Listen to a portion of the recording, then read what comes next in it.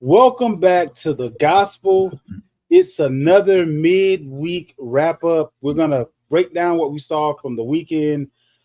Some things really surprised us, some things were just par for the course, some things we're hoping get better, and other things I think we have just resigned ourselves that it is what it is and it's all it's going to be. But we'll get into all of that kind of good stuff. I'm your host, Zay, the fantasy football fiend. I got my guy, Young Vander, the fantasy Nostradamus, and my guy, BK Wins. Fellas, we got a lot to go over. First and foremost, what in the world is going on with the Bengals? 0-3. They lost to the Commanders, who seem to be maybe on the uptick. Are the Commanders, is their future looking bright? The Bengals, is their window closed, nailed, sealed, never to be opened again because money isn't going to get any better? Where are we at with this combination of teams? So I think for me, it's something that Zay, you and I talk about on our other show, right? Which is the Bengals had a lot of offseason distractions. Jamar Chase's contract, T. Higgins is holding out. They're trying to fill bits and pieces and kind of piece together an offensive line. They lost another starter last night for the season, you know, and so and also and there so the schedule part was tough with Kansas City, but obviously your Patriots and the Commanders were not supposed to be a daunting task. But also I'll give so they usually slow start anyway. The Bengals do, but give the Commanders credit, right? Each week you can see Jaden Daniels getting more and more comfortable. He's throwing more deep balls. He fouled McLaurin. He's not turning the ball over, and he's not beating his team. And I think that says a lot. He's playing winning football, which is something these other quarterbacks that are rookies can't say. What do you think, young Vander? No, I agree with you, man. I mean, I think it's a collective of many things. Like you said, the contracts. Let's face it, Burrow coming off an injury. Um Chase maybe not quite being in shape because he wasn't practicing.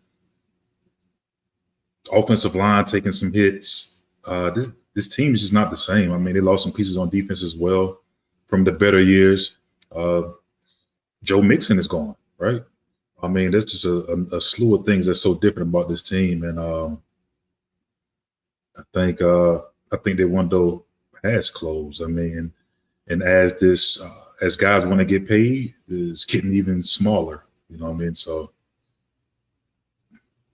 Once they pay Chase, I honestly think all they will have is Chase and Burrow and a bunch of replacement pieces. yeah, They're going to be living off of rookies and first year contracts and then sending them on up the road once they want to get paid, unless they choose to take a home team discount. One thing that I saw with Jaden Daniels, I felt like he was kind of scared to let it loose. The offense that I thought I would see with the air raid is not what I have been seeing from him up until last night. He actually showed what that offense is supposed to look like. And if you have to worry about him running the ball and you have to worry about Scary Terry not getting past your defenders, that's giving defenses all that they can handle. Not to mention the fact that they have two capable running backs. Now, Eckler obviously got hurt, but he'll be back, in a week or two, whatever the case may be there. But two capable running backs, and they may be in the market for another receiver. One of the all-time greats, in my humble opinion, Devonta Adams, said openly, "This guy is special, and I would love to play with him." That's saying a lot. Week 3 of the season, saying that you would love to play somewhere else with another dude while you're in the middle of a quote-unquote semi-quarterback controversy with the team that you're on, not being able to get you the ball in the spots that you want them to get you the ball. But I see Daniels growing and going in the right direction. That's a beautiful thing. Now, with that being said, let me segue over to this. I know this is way too soon of a comparison, but do we feel like Jaden Daniels over Caleb Williams? Do we feel like he's going to be the better guy, or the fact that Caleb was able to put up quite a bit of yards? Are we thinking that, well, if Daniels had that much talent in the wide receiver room on his team, he put up the same yards, plus he'd be able to do a few other things that Caleb hasn't done? How are we feeling about that comparison? Because we know they're going to be compared throughout their career. So thus far and peeking into the future, what do we like? What don't we like as far as that comparison is concerned? I mean, who's to say that Caleb was better than him anyway? I mean, yeah, he got drafted first, but this guy won the Heisman in the tougher division. I mean, if you look at the stats, I mean, from his college, he was leading like most quarterbacks in most of the statistical categories last year. So who's to say Caleb was the better guy? He just happened to get chose first, I think, because he fits the prototype quarterback. So I think that's part of the reason why he was chosen. But in my opinion, I already thought this guy was the better player anyway. So it's not really a surprise to me that he's, playing pretty decent. Yeah, I'll take that one step further, and I totally agree. First of all, who do I need to, as a Commanders fan, who do I need to thank in the Bears organization for screwing up yet another draft? Because this, to me, I'm not going to say he's as bad as Mitch Trubisky, because that's a whole level of suck. But Caleb Williams was a diva in college who, against any good defense, struggled. We've chronicled this throughout time. When he played the better defenses, he struggled. Everyone in the pros is bigger, faster, stronger. He can't outrun people, and he's never been great at reading defenses. He's always thrived on poor competition in a poor conference. Conference of champions or former conference of champions. But the defenses out there aren't very good, and he was able to throw the ball around with a big skill advantage. And when you don't have that, it's exposed. Jaden Daniels is the real deal. And I'm going to take off my Commander bias for a second here. But if you really watched college football outside of the Bears foolishly, I don't know too many teams that would have been rushing to take Williams first. He wasn't the better prospect. He wasn't the better player in college, and he's certainly not the better player now. The only thing that scares me, Daniel's got to stop running the ball as much as he is. He's not going to make it through the season if he keep running the ball as much as he does. Well, I mean, it's not him running. I mean, he's built like Kevin Durant. I mean, so he's the Slim Reaper. He's like, so that's the thing. I mean, no one has a problem with Josh Allen running the ball. You know what I'm saying? Because it's the size. Like Cam Newton, these are the bigger guys. I mean, he's just a small guy, so he definitely learned how to slide. When he get hit, he goes flying. Like you can't keep getting hit like that. Like somebody need to teach him that it's okay to punt the ball. Like don't put your life in danger for a first down. Don't put your life in danger for if your team loses you, your team loses. Like, please don't make this another RG3 situation. It is what someone needs to, put a bug in his ear about. But well, if you're paying attention, he doesn't know how to slide. It's like he does this barrel roll. He does like a barrel roll or something. Stop, drop, and roll. Yeah. He had one decent slide, and I don't know if he did it by accident, but I didn't see it again after that one slide last night. He almost looked the way that Russell Wilson. Like he needs to holler at some LSU baseball players, teach him how to slide in the off season. I mean, that can literally extend his career by some years, just knowing how to slide, knowing how to give up, the play for the greater good, if you will. I agree with that. The thing that I did notice though is overall last night, he did a really good job of getting out of bounds and avoiding a lot of hits. So he was getting out of bounds and not taking shots. He did kind of roll around on the ground to avoid getting hits as well. But where I'm a little concerned to your guys' point is I know they had the nice little play action at the goal line where he walked in. Us three could have walked that one in. That hole was so big there. But just not putting him in situations where in the middle of the field, he's taking shots unnecessarily. Like being a little bit more, restrain that a little bit more to protect him or protect him from himself at this point. From one comparison to another, Malik Neighbors or Marvin Harrison Jr.? Who you got? I mean, for me, it's too early to tell. Coming into their pro careers, I think I don't know too many people that would have taken Neighbors over Harrison Jr., right? But what I will say is, no doubt, Neighbors has by far outplayed him so far, without a shadow of a doubt. I'm curious, and I'm a little surprised, not taking away from Neighbors, but Kyler Murray's played pretty well for the Cardinals. So you would have thought, given that he would have more success. I'm a little surprised he's off to a slow start. To me, I think it's one's a Maybach and one is a Lambo. I mean, they're both expensive. One just looks more aggressive, and the other one just looks more smoother, and it's just more luxury looking. Like if you see Harrison plays, he looks slow.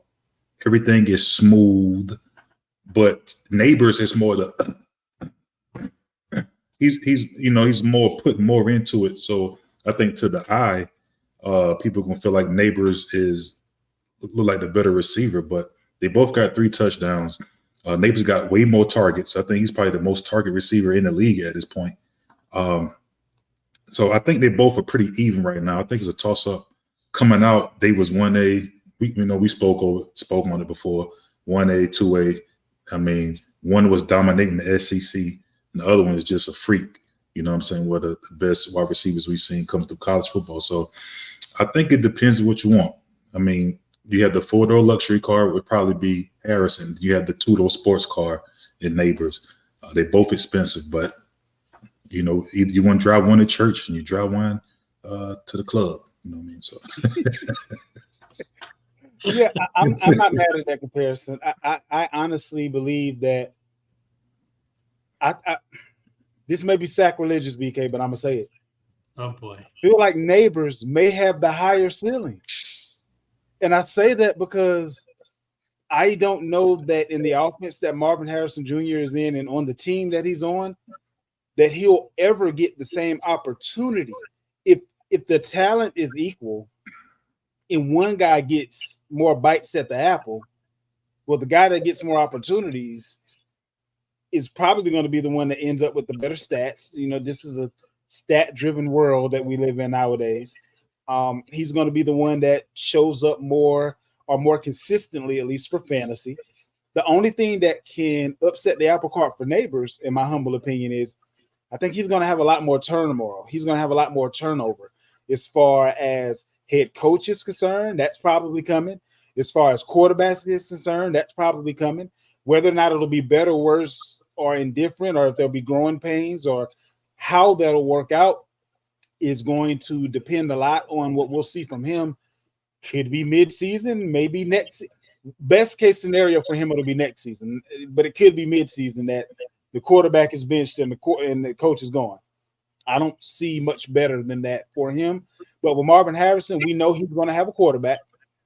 And if his coach doesn't go, we know he's in a philosophy that he can kind of capitalize on.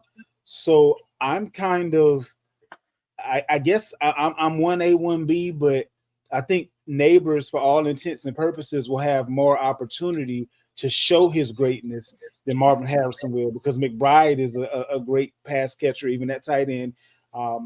They seem to always be able to figure out something at the running back position. They have other guys that they can depend on.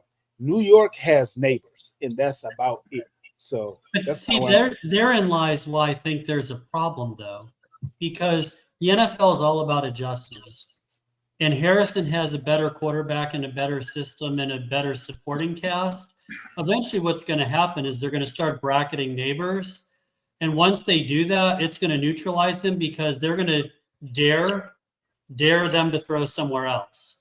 They're going to take away Neighbors. Watch in the next couple of weeks. his targets are going to go down because they're going to bracket him and someone else is going to have to step up. If he can beat double coverage, so be it. Then he's even better than the greatness that I already think he's shown. But as a rookie, I think that's a tall task in the NFL, especially given the fact that his quarterback is, we'll just say, not the best. Talking about tall task, one would have thought it would be a tall task for the Broncos to come close to competing with Tampa Bay.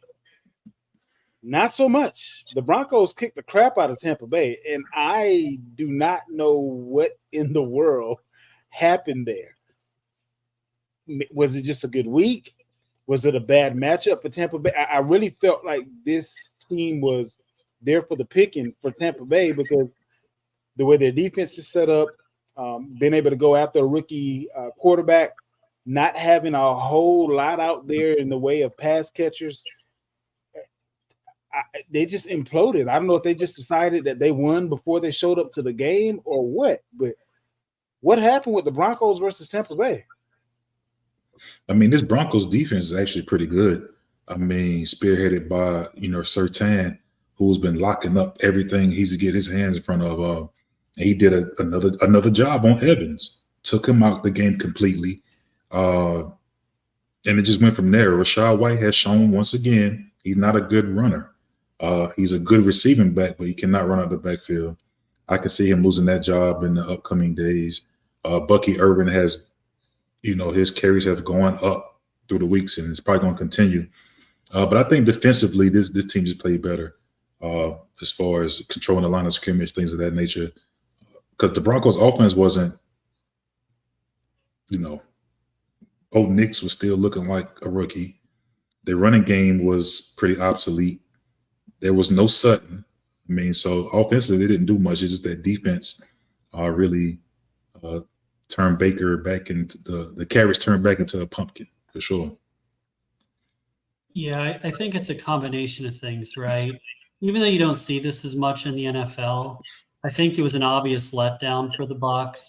They had two really big wins to start the year. They smacked around the Commanders, right? They had the big road win against Detroit. They came home against a game that they, quote unquote, should hammer the winless Broncos who've looked bad, right? But to young Vander's point, the Bucs don't run the ball. And in this league, Baker's not good enough to win one-dimensional. He's played well, don't get me wrong, but he's not a elite superstar quarterback that if you don't give him help, it's a problem. And especially to his point again, you shut down Evans. The only other option they have is Godwin, And so it's like you can really keen on that knowing that you have all these guys to stop Godwin. That makes it really, really tough. I just think the Broncos defense played really well. And the Buccaneers, I think, aren't quite as good as they looked in the first 2 weeks. And another quick thing, people forgot, Sean Payton, the familiarity of this division, right? He's seen this team his whole career.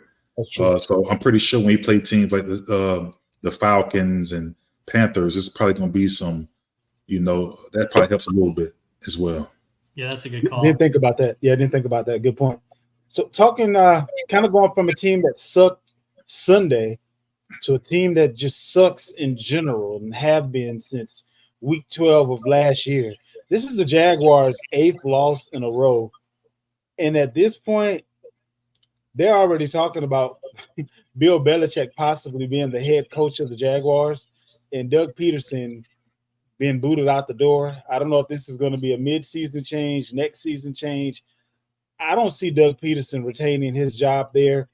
You just paid Trevor Lawrence, so you got to get somebody that can turn him into something salvageable because you just paid him like he was one of the best things since sliced bread. I did not understand that train of thought at all.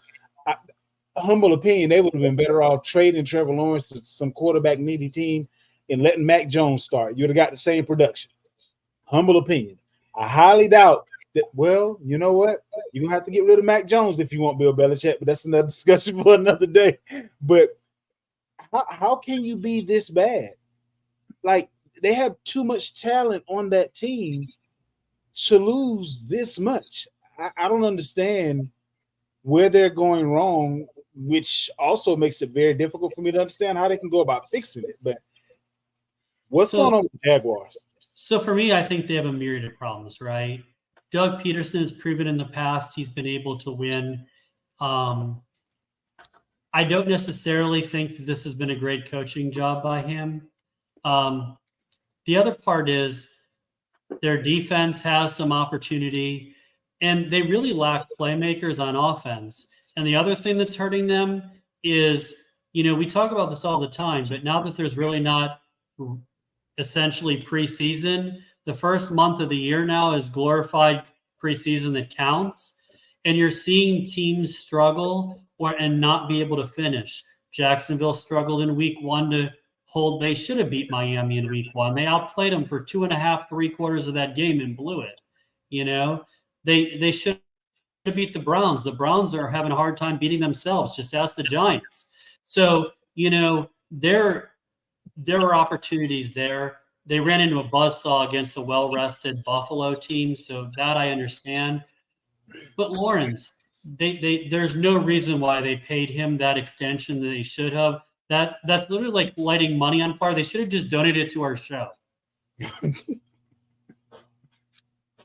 I'm with you. I mean, it's all about Lawrence for me. I'm thinking. I don't think Doug Peterson. I mean, okay, what's Bill gonna do? That Doug has done. I mean, he's not gonna make Lawrence a better player. I mean, Matt Jones, like you said, he's in the locker room screaming, "No!" You know what I'm saying? So, I think it's just they made poor decisions with Lawrence all the way from the draft. I mean, I think he was overrated coming out. It's the gold locks. I get it. Sunshine. You know what I'm saying? And come out of Clemson, but I never was that high on him. I kind of got him in the rim up at Daniel Jones, honestly. And if you look at his stats, he looks very Bryce Youngish. You know what I mean? Everybody looking at Bryce Young. Well, go look at Lawrence's stats. Similar, but I don't know. They just have to take this paper and just scrap it, ball it up, throw it in the trash. It's the quarterback play. It's not Peterson. I don't think it's Peterson. Well, the other thing I just want to throw in, 302 days since the Jags last won a game.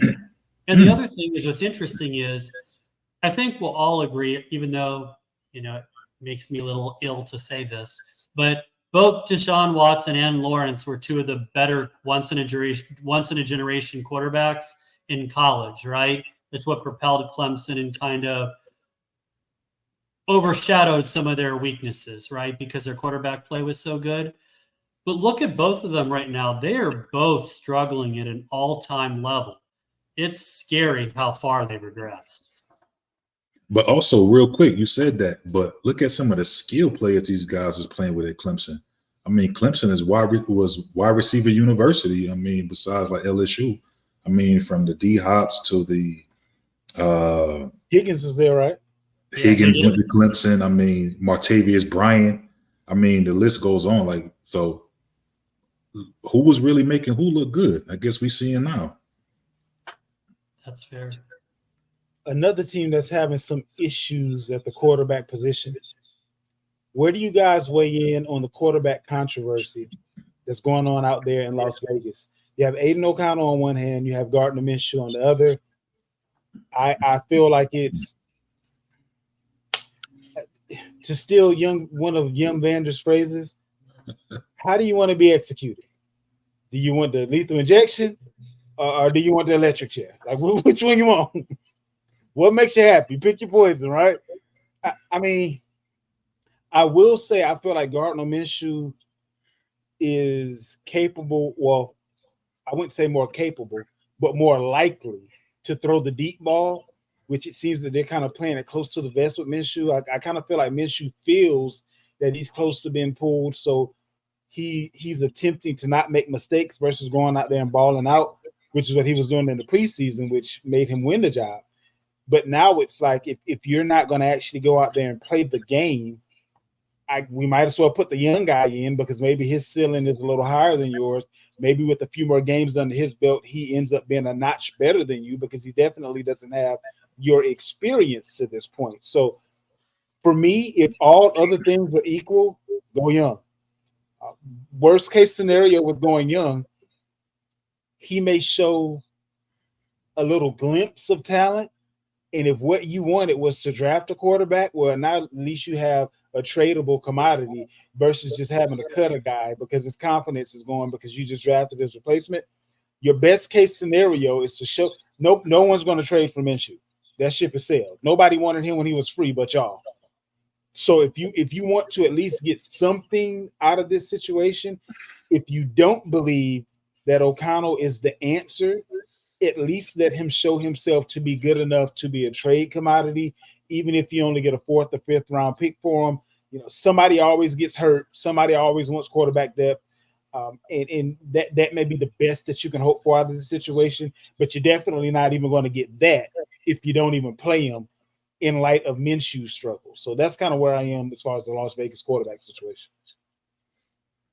I mean, in my opinion, their quarterback is somewhere in his dorm room right now.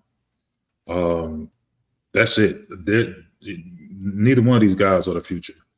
Agreed. Trade Minshew to the Dolphins. Why don't you? You know what I mean? And they need a quarterback. I mean, and I just don't think either. If you watch these games, Devonta Adams is on the sideline, like, you know what I mean? It's like he's just sighing.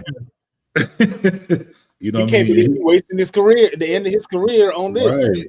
Right. He thought Carr was going to be there. Right.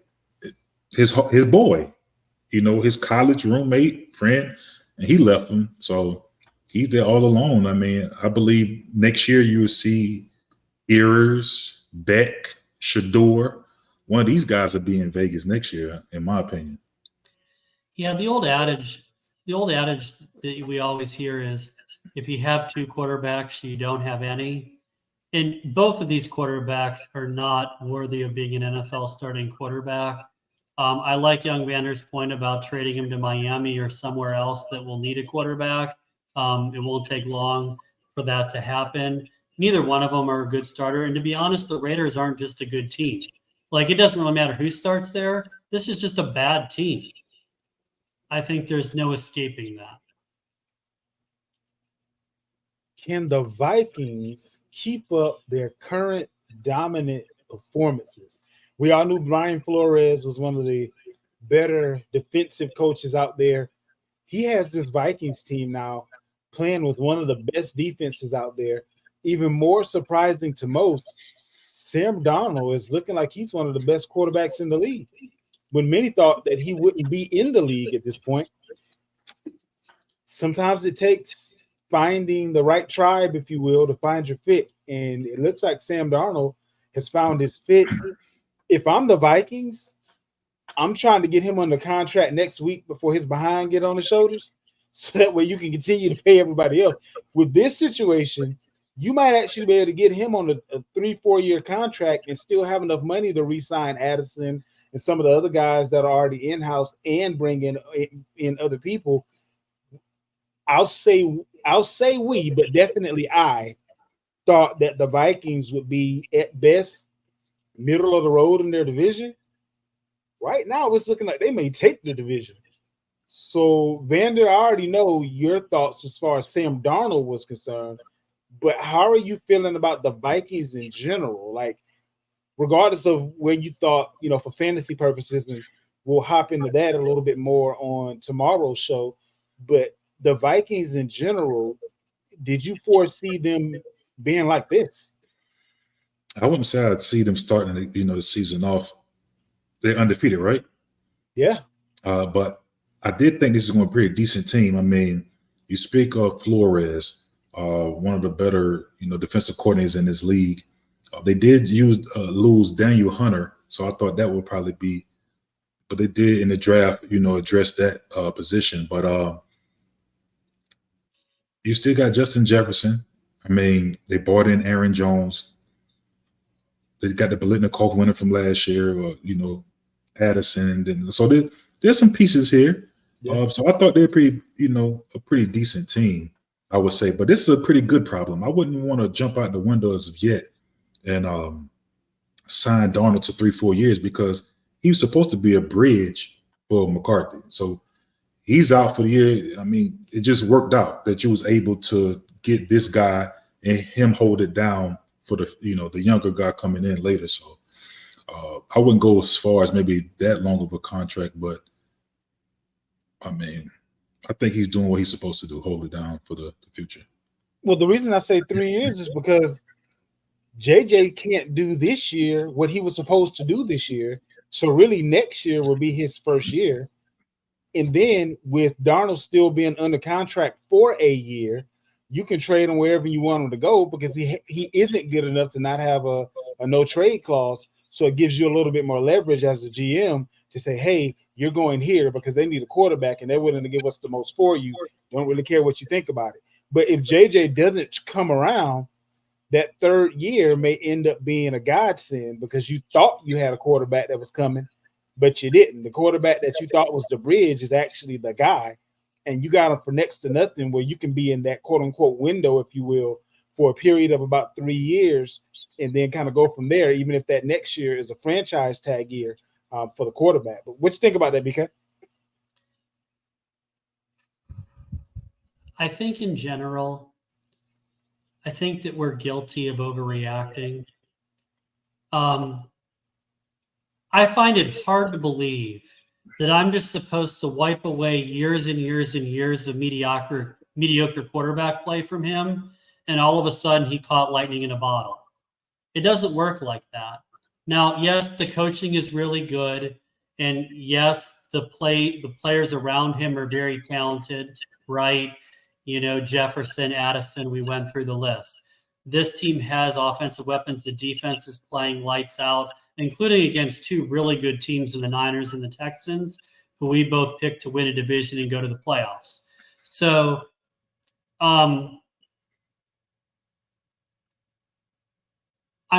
after watching Tua get paid money that he shouldn't have been paid and watching Lawrence get paid money he shouldn't have been paid, in my opinion, there's no reason why I would bet against a mediocre quarterback who's caught fire right now.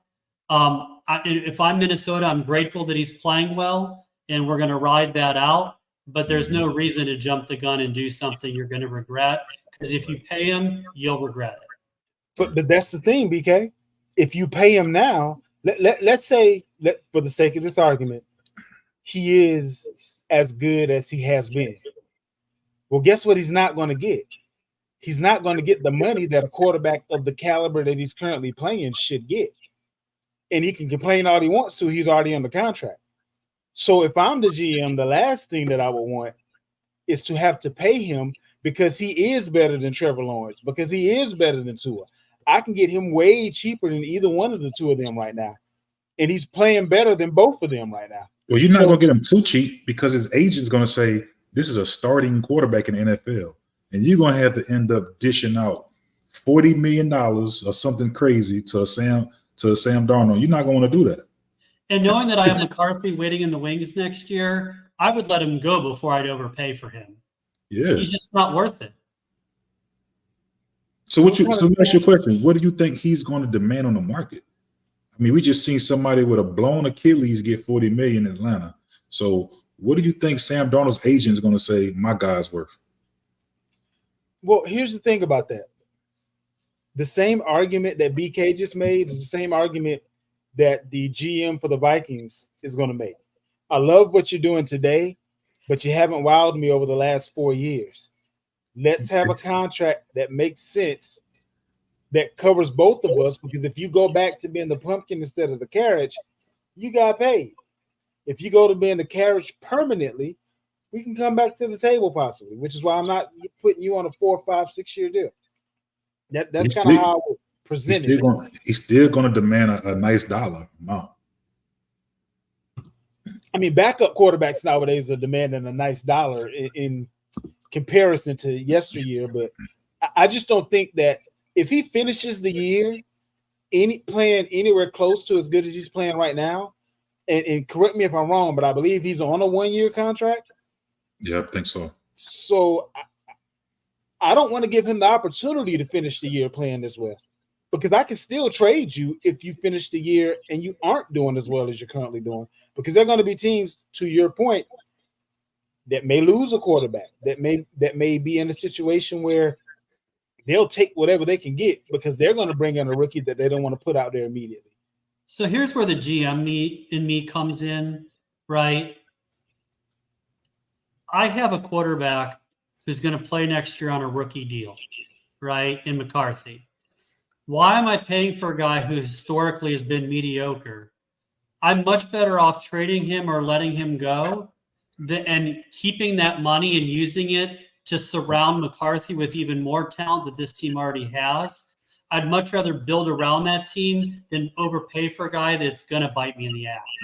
But that's the thing. You can't trade him if you don't sign him. He only on a 1-year deal. I'd Once let him the go. season is over, he's not yours anymore. See ya. I'll drive you to the airport. I mean, you could do a sign and trade. What'd you say, Vander? You could do a sign and trade. Well, speaking of another quarterback that's reaching back into the bag, if you will, he kind of has a different story. Andy Dalton was once thought to be that guy.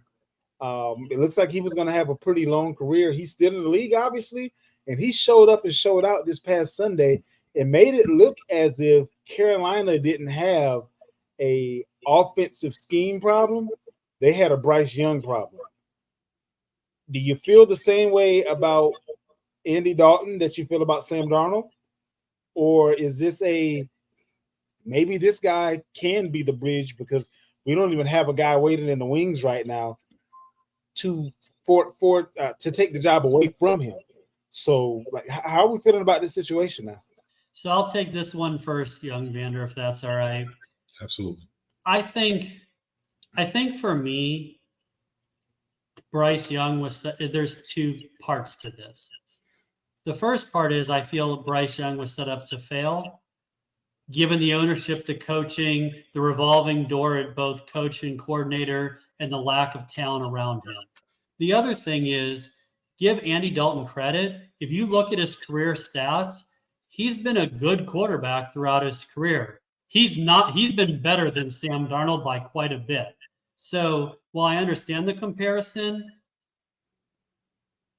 Dalton is a much more polished and historically proficient quarterback. I think at the end of the day, I'm curious to see if this was a one-time thing against a bad Raiders team, or if he's going to be able to revisit the past. The one thing I will say, the Panthers played like a much more confident football team with Dalton back there than Bryce Young. I mean, you said a mouthful. I mean, Dalton is the more polished guy.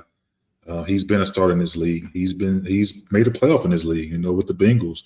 I mean, everything looked better. The run game was better. I mean, we see there was a Cuba Hubbard sighting. He had over 100 yards rushing. I mean, Thielen, even though injured, he got in the end zone. Deontay Johnson finally woke up, got him a nice bit of targets, also got in the end zone. But it's the little things between the two. That mental clock, not holding on the ball too long. Things that Bryce Young does. He takes a lot of sacks, and Andy's getting the ball out a lot quicker.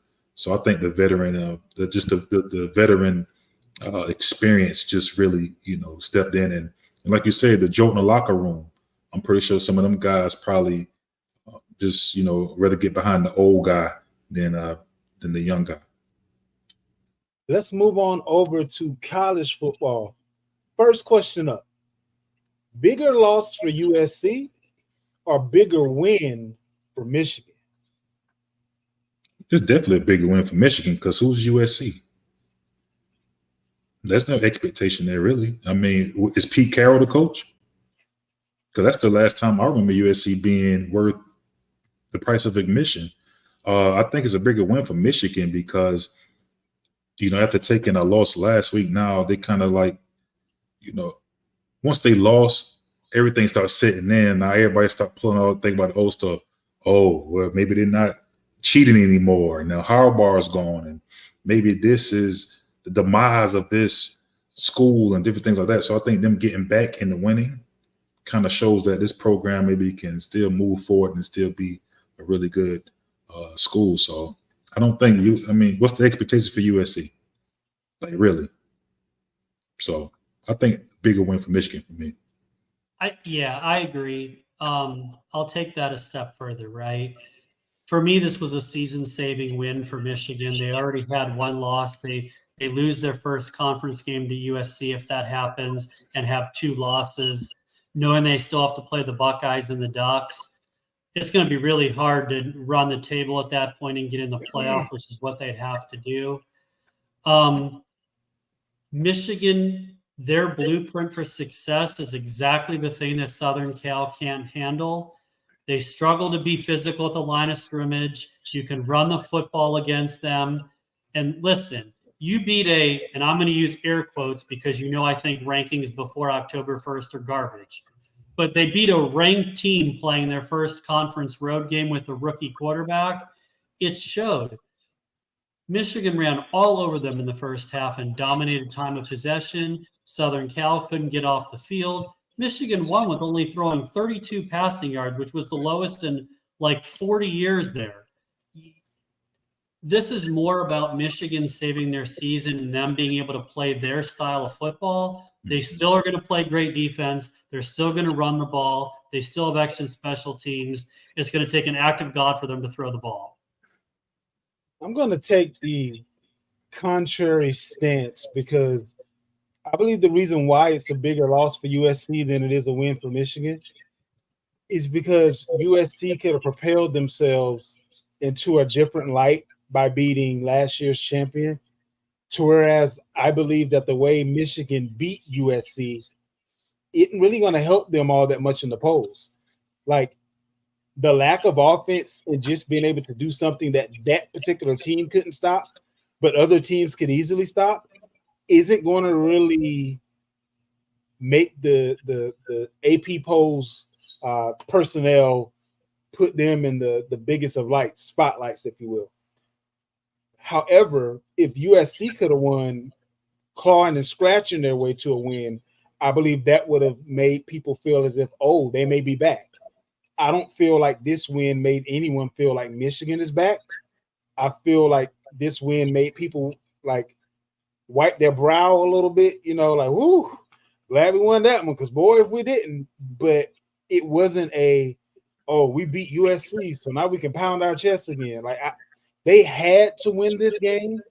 They did win the game, and they did it doing something that they would have lost to most other teams doing. If you throw the ball this little and have to depend on the run this much, there's several. I don't think you'd beat Iowa with this formula this year based on, and I know they lost the Cyclones. That's a different story for a different day. But there are a lot of other teams that they're going to go against just within the Big Ten that I don't think this formula will work against. They don't have them big corn-fed guys in the middle of the field in USC. Those guys ain't Californians. But just about every Big Ten team is going to have those guys that good luck if you have to try to run it up the middle 100 times to win the game. So I kind of saw it just a little bit differently, and I don't think they can win very many games against true quality opponents just playing that level of defense and running the ball. Next topic, I know you guys. Hold on, real quick. Yeah. I'm gonna say, but that's the reason why they was able to do this, right? This is a Pac-12 team coming into like those guys. We've seen it time and time again. Most of the times it's in a championship game when Georgia's playing Notre Dame, or they get smacked because that type of football is different. So this is why they was able to run the ball and not pass the ball and win, because that's not Pac-12 style football. Agreed. And so I don't look for Michigan to go against Iowa or Wisconsin and do all those things, or Michigan State or Ohio State, because they're going to mold back into what they're accustomed to. But you just play that type of throw the ball. So if they have to throw the ball, I don't think they win. They'll be able to throw the ball against these teams. You didn't have to throw the ball against that. We just going to control the line of scrimmage. We got the bigger guys. It's funny that, Ohio State and Michigan, those type of teams are built more like SEC teams but playing in a different conference, especially when you see Urban Meyer went up to Ohio State, you know, he kind of brought the SEC up north. I mean, so it's just they can play that kind of ball. Those guys can't handle. I would say Pete Carroll was the last time you kind of see a team that was able to compete with that style of football. They didn't have to pass the ball, so I don't think Michigan's going to do this against everybody else because they'll just go back to their normal self and be able to pass the ball a little bit better.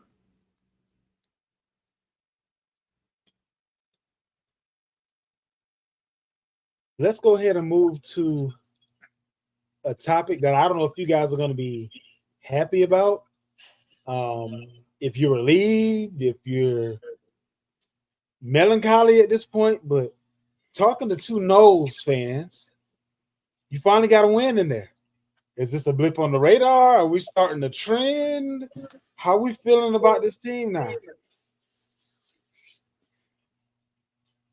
Hey, good night, everybody. It's nice talking to you. If you're listening to the podcast on the radio, please make sure you tune in to the Facebook group or YouTube because the looks on their faces when I ask that question. I don't care. Hey, I'm already into 2025. I'm gonna be honest with you. I'm not really paying attention to the Noles this year. I'm already out. So I'm gonna let BK give you his, you know, because I'm done. I'm waiting. I'm next year. I'm already in the next year. So here's what I'll say, right? First of all, I'm a positive person. You know this. So let's talk about what a great football weekend it was for me. The Broncos found a way to win a game they weren't supposed to. The Commanders go on the road Monday night and win a game they're not supposed to. And then lo and behold, somehow the Noles find a way to win a game with DJU. Now, you don't know how hard that is. That should be there should be a new collegiate rule that every time the Noles win a game with DJU, that's 3 wins. Because that's the handicap they're playing with. This guy is absolute trash. He's unwatchable. It's terrible. And my brother, he goaded me like you like Tuesday. He said, well, you know, obviously Norvell's had a lot of success there. They went 13-0 last year. Clearly, and he was on a 23-4 run. So clearly the guy knows how to coach. Why would he keep playing this guy? I'm like, and he's like, they must have no faith in their 4 or 5-star backup. And I said, John, it doesn't matter. And I know they had a couple guys transfer when they told they were going to go to the portal and get somebody new in to replace Jordan Travis, right? So they could have had some of those guys from last year. But here's my deal with this. I would rather sit DJU and get the jolt of somebody who's not very good at quarterback behind him and give him a chance and at least have the team get energized, kind of like the Panthers got a jolt with Andy Dalton playing for them. Like all of a sudden it looks like this new team. DJU is terrible, and he's bringing down the entire university with how crappy he plays quarterback. The Fighting Illini, 4-0, taking out number 22. I don't know how we feel about early rankings, but taking out number 22, Nebraska, who beat Colorado over the head while being underdogs yet again. Are the Fighting Illini anything to fear in the Big Ten? I don't think that they're, going to scare anyone enough at the top. But the fact that they aren't nearly where they are normally is something to say. But 4-0, I don't remember the last time they were 4-0, first of all. But they looked good going up against the Nebraska team who has been able to show improve up against other talented teams. So how are we feeling about this Big Ten matchup? Is it a product of familiarity or like what do we have going on here with the Illini being 4-0? What you got for me, BK? So for me, I think it's, well, first, we'll find out this week when they play Penn State. But think about it. Has Illinois looked really good? Or is it more of a function of, Kansas had 4 turnovers on the road in Champaign, and Illinois barely won that game despite getting 4 turnovers. Then Nebraska, there was a suspect touchdown that got called back. I'm not sure that was the right call. Nebraska missed a couple field goals because their starting kicker was hurt, which injuries are part of the game. I get it. But the missed call there, another couple missed field goals. That's 13 points they lost in a game that went to overtime. I'm just saying, that has Illinois looked really good, or is it more of a function of teams beating themselves? I think so far, give them credit. Bielema's a good coach. And Altmaier's looked way better than advertised at quarterback, so I'll give him credit. But I think it's those teams beating themselves. I mean, you said enough. What you were saying before October 1st, like, I'm all about that. Like, this is the pre-part of the season, the cupcakes part of your schedule, the guys that's, the teams that's come and travel to your school for that $1 million check. They beat Central Michigan, barely got past Nebraska. Are they really a good team, or they just have a Mahomes lookalike and they beat Colorado? So everybody's like, oh. So which is not a good team themselves. Again, man, let's see who you are. We're gonna see who you are now. All answers will be answered. All questions will be answered. Penn State's coming around. We're gonna see exactly where you at. You know what I mean? So ask me this same question next week, and then we'll see where they're at. Amen. North Carolina Tar Heels lose to James Madison 70-50. Yeah. Good grief. Like, James Madison put up the most points that the school has ever put up against any team. And they normally play against teams a lot worse than North Carolina. But what in the world led to this track meet? I mean, defense was just non-existent. And I know North Carolina is a basketball school, but in the last few years, they've kind of been trending in the right direction as far as football is concerned. But good grief, 70-50? It had to be a defensive problem because they put up 50 points. So, I mean, we can start there, but this one just – the over-under was probably 50. So, I mean, like, the whole 70 points that James Madison put up was like the icing on the cake as far as bettors are concerned. But 70-50. Did you guys see any of this? Any opinions on this? Are you just as stunned as I am just with the sheer amount of points that were put up in this game? Well, I think a couple things, right? We talk about if you have 3 quarterbacks, you don't have one. North Carolina started their 3rd quarterback in almost as many weeks. So that's a bad sign in itself. North Carolina under Mac Brown has scored a lot of points, but they've never played good defense. I like to joke they play a cover 0. Everybody's open. The fact that JMU got paid a ton of money to score half 100 in the first half is embarrassing. Their D coordinator probably should have been fired at halftime. But, North Carolina is a flawed team. It's going to be a long year, and they don't have the talent that they've had the last few years. And one quick thing, JMU is actually a pretty good team. They've proven over the last few years, they've won a lot of games, and when you know how to win, that's a big deal. I mean, James Madison, I'm going to go with BK, what he said about North Carolina. This isn't basketball. This is football. And any given Saturday, Sunday, Friday, this is not a bad team. I mean, they may be not one of the premier conferences, but, I mean, they have teams like Coastal and Georgia State. So they play against pretty decent competition in their own. Like, I'm going to give a shout out. He's no longer there because he went to Indiana or Illinois, one of those teams. But, it was a Shanahan there last year. And I think that magic is still probably in the room. And I think this is just one of those displays of that style of offense. So they was able to score so many points against this team. And again, this is college football. And if you play NCAA 25 on your PlayStation or Xbox, it's the same thing. Not a lot of defense going on, high scoring, so that's just what we got here. Last up for college. Oklahoma is awful, and Tennessee might just be able to upset Big Brother in the SEC.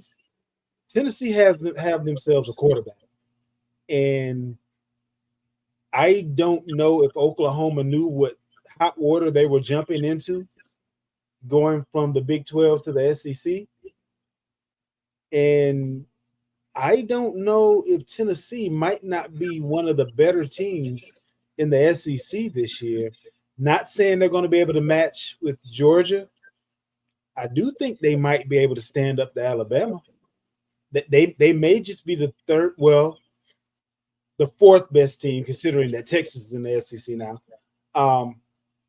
But they could be the third best team in the SEC, possibly. But how are you guys looking at Oklahoma and their big move, and what made it so difficult for them in comparison to Texas? And how are we looking at Tennessee? I'm gonna just say real quick what BK said last week. Oklahoma don't even supposed to be at this dance.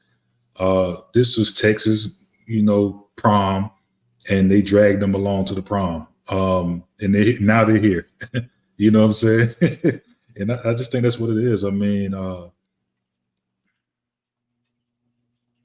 I think as time goes on in this season and seasons to come, Oklahoma is going to be looking for a way out, because I don't think this is what they signed up for, in my opinion. They can go dominate the Pac-12. I'm not even sure how this thing works as far as once you get in the conference, you get to stay for a certain amount of time or whatever. But I think they're going to regret making that move along with Texas. So, yeah, I think for me, right, and Zay, we talked about it on the other show. Oklahoma coming into this year under Vanderbilt was 16-10. They struggled the first year, had a really strong last year. They signed him to an extension. Personally, never understood why they did it. You look at their schedule this year, you look at their schedule next year. Mark my words that by next year, because of how tough the SEC is and how the talent disparity between Oklahoma's roster and where it's at in the SEC, Venables is going to be on the hot seat next year, and he'll be lucky to survive the end of next year. Believe that. And that about wraps it up for today. Make sure you check out the Fantasy Football Show on tomorrow. And then next up will be the Gospel Sports Truth flagship show. That'll be coming out on Friday, where we talk about all things sports. Until then, remember, tell the truth. And nothing but the truth.